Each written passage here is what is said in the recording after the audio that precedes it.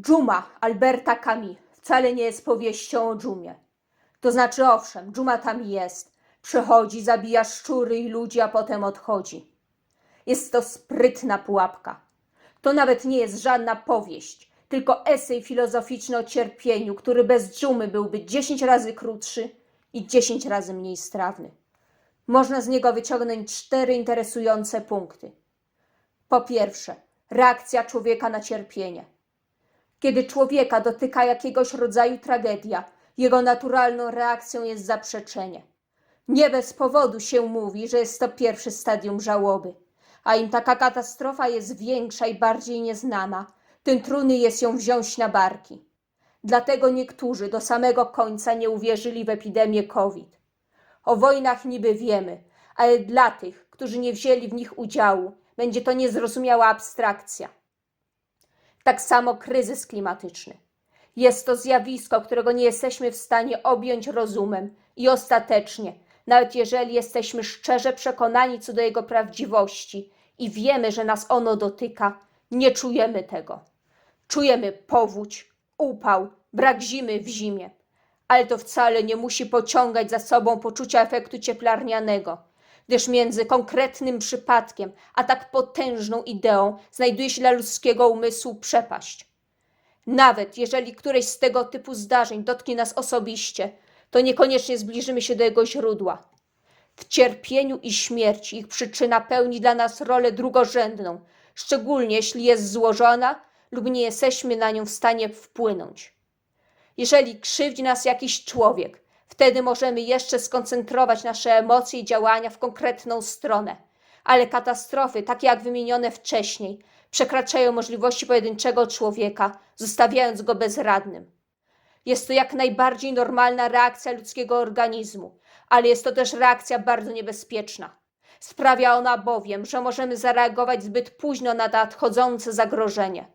Dlatego w przypadku grożących nam katastrof należy reagować nawet wtedy, jeżeli nie czujemy tego zagrożenia. Działać rozumem, nawet jeżeli nie mamy wsparcia od strony emocji. Punkt drugi. Cierpienie jako część świata. Zakonnik, który jest jednym z bohaterów tej powieści, w swoim pierwszym kazaniu prezentuje pogląd, iż cierpienie jest karą za grzechy, ale jest też czymś, co uszlachetnia, udoskonala człowieka. Pragnę w tym miejscu zauważyć, że o ile ten sposób myślenia, tak ujęty, brzmi jak średniowieczny zabobon, to myślenie współczesnego człowieka wcale nie jest od niego wolne, niezależnie od jego religijności. Na ludzi, którym się nie powodzi, często patrzy się z góry. Łatwo popadamy w przekonanie, że czyjaś nędza musi być wynikiem głupoty, lenistwa i słabości, które usprawiedliwiają jego cierpienie. Lubimy szukać winy w cierpieniu, a jeżeli tej winy nie da się w sposób oczywisty powiązać z jakimś krzywdzicielem, będziemy się jej doszukiwać w cierpiącym. Podobnie wciąż lubimy romantyzować cierpienie. Wciąż popularne jest hasło: co cię nie zabije, to cię wzmocni. I chętnie myślimy o tych, którzy przetrwali cierpienie, jako o bohaterach, którzy dzięki temu cierpieniu stali się doskonalsi. Camus krytykuje ten pogląd. Zaznacza, iż nawet jeżeli olbrzymie cierpienie może prowadzić do jakichś pozytywnych konsekwencji, nic nie może go usprawiedliwić.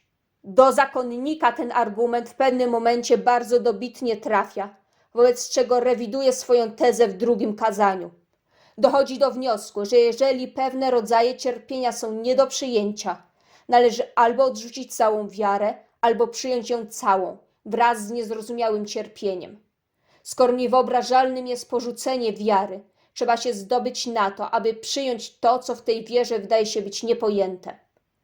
Tematem tak przedstawionej tezy jest oczywiście wiara w Boga, ale jej sens nie ogranicza się do rozważań religijnych.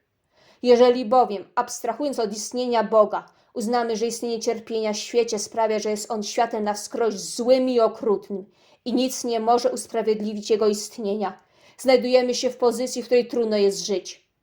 Są sytuacje, w których pozostaje tylko ślepa wiara albo rozpacz. Punkt trzeci. Cierpienie własne wobec cierpienia innych. Dochodzi jeszcze sprawa Cotarda.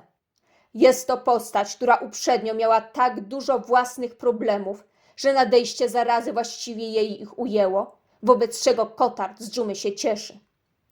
Camus wyciąga z tego wniosek, iż taka osoba jak Cotard cieszy się nieszczęściem innych, gdyż tym nieszczęść czuje z nimi więź wspólnoty, podczas gdy wcześniej w cierpieniu był samotny. Taka postawa zostaje przez Camus osądzona jako niezrozumiała. Ciemno, gdyż nie chce mi się weryfikować tej tezy z materiałem źródłowym dotyczącym jego poglądów wykraczających poza toż dzieło, zwłaszcza, że to, co Camus sam uważał, nie ma aż takiego znaczenia. Stwierdzam, że jest tak dlatego, gdyż w cierpieniu jest się zawsze samemu, co notabene jest tezą wybitnie egzystencjalną. Ze swej strony pragnę wtrącić, iż zadowolenie Cotarda można interpretować czysto negatywnie. Mianowicie stwierdzić, iż nie jest tak, że cieszy się on z dżumy jako czegoś dobrego, a raczej cieszy się z tego, że zabrała ona coś złego, gdyż uwolniła go od oczekiwań innych ludzi. Może być więc tak, że to nie tyle wspólnotowość cierpienia wprowadza go w dobry nastrój, lecz wręcz przeciwnie. To, że ludzie w końcu dali mu święty spokój, co jest teorią o wiele bardziej do przyjęcia. Tyle można powiedzieć w obronie Cotarda. W ostatecznym rozrachunku jest on jednak zbrodniarzem. I to wcale nie ze względu na to, co zrobił na zakończenie epidemii, lecz ze względu na to, że wcześniej nie robił nic. Teza brzmi następująco. Ten, kto nie robi nic, aby zapobiec nieszczęściu, jest nieszczęściu współwinny. Nie pomagając chorym na dżumę, stajemy się dżumą. Punkt 4. Sugerowana postawa wobec cierpienia. Recepta na życie. Nie skupiać się na samym sobie, tak jak czynił to Cotard. Nie opierać się też na ideach, lecz skupić na konkretnych ludziach. Oznacza to czerpanie satysfakcji z drobnych rzeczy, jakie możemy zrobić dla innych, jak również znajdowanie szczęścia w relacjach z osobami, które są nam bliskie. Camus krytykuje działanie z myślą o ideałach, głównie z tego powodu, gdyż nie przynosi ono spokoju ani szczęścia. Jest tak dlatego, bowiem ideały są oczywiście nieosiągalne. Przy tym, według Camus, koncentrowanie się na wielkich ideach jest łatwiejszym sposobem podejścia do życia. Może się to wydawać paradoksalne, ale zaiste. Łatwiej jest na przykład głosić miłość bliźniego, niż zaoferować pomoc osobie spotkanej na ulicy. Ta rada życiowa nie obiecuje zbyt wiele. Warto podkreślić, że sam Camus zauważa, że radość jest czymś, co przydarzy się tylko nielicznym i tylko przez krótki czas.